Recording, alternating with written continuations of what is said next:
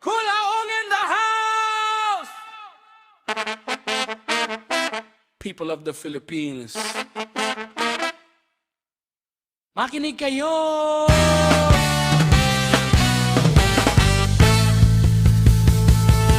Here we go! Oy! Kulaong, dapat alam mo to. Isa-isahin ko, ibig sabihin nito. Oy! Kulaong, dapat alam mo to. Isa-isahin ko, ibig sabihin nito.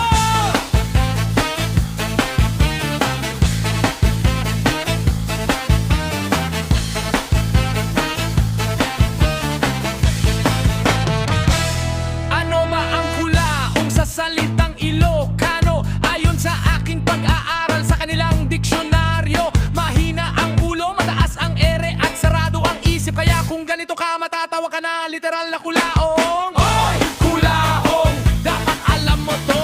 Isa-isahin ko, ibig sabihin nito. Oy! Kulaong, dapat alam mo to. Isa-isahin ko, ibig sabihin nito.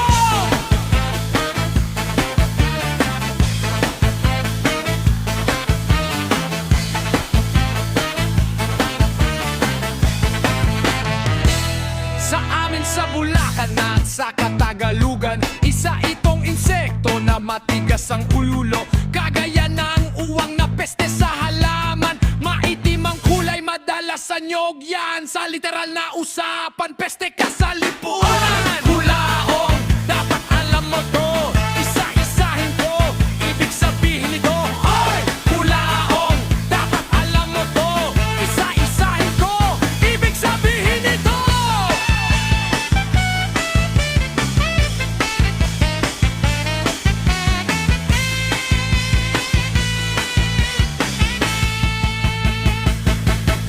Ulit pa rin ng kulaong sa ibang mga bayan. Parang ulalo sa kamote, ang kahalin tulad niyan. Kaya kung makita kang tao na maitim ang kulay, maitim ang giligid, maitim